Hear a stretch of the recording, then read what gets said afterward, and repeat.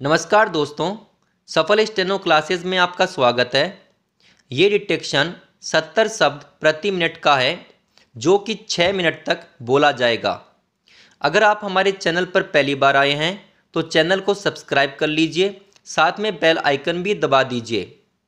ये detection start होगा 5 second बाद। स्टार्ट।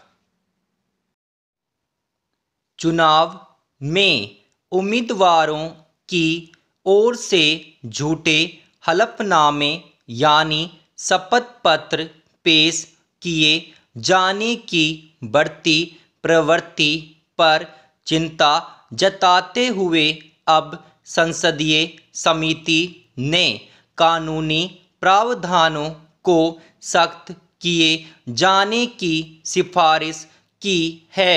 झूठे हलफनामे देने वाले उम्मीदवारों के लिए जनप्रतिनिधित्व कानून में सजा का प्रावधान है, पर महज 6 माह की। इस प्रावधान का डर भी इसलिए नहीं क्योंकि मौजूदा नियमों में चुनाव जीतने के बाद भी नामांकन भरते वक्त दी गई गलत जानकारी से निर्वाचन जनप्रतिनिधि को खतरा नहीं रहता।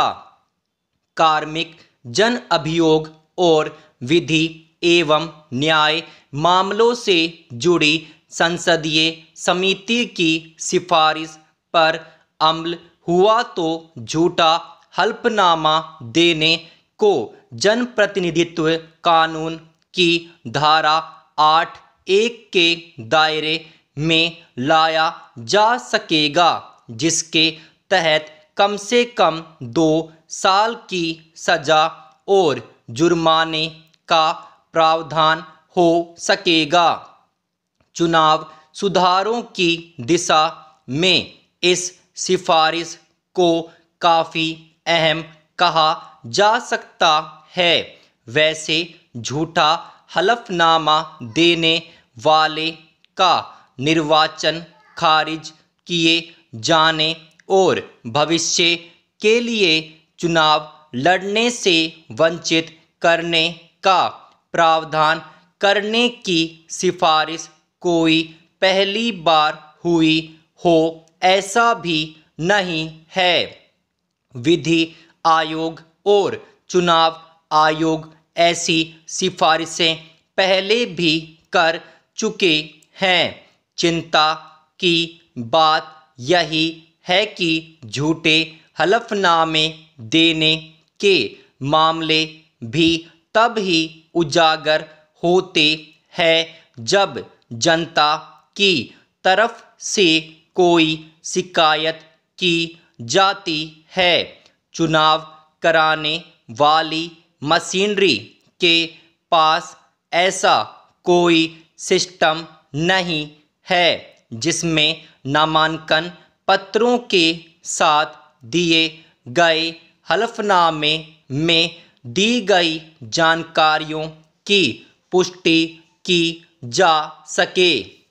यह जांच तब और ज़रूरी हो जाती है जब कोई उम्मीदवार शपथ पत्र में दी गई उम्र, वर्ग, लिंग आदि की उस जानकारी के आधार पर चुनाव जीता हो जो सही नहीं थी। चुनाव जीतने वाले उम्मीदवारों की शैक्षणिक योग्यता की गलत जानकारी को लेकर भी आए दिन मामले सामने आते रहे हैं।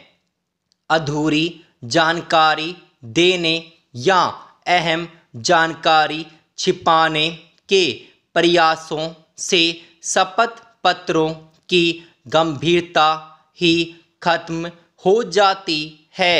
इसके बावजूद ग्राम पंचायत से लेकर देश की शीर्ष पंचायत यानी लोकसभा तक के चुनावों में उम्मीदवारों में यह प्रवृत्ति बढ़ने लगी है तो चिंता करनी ही चाहिए।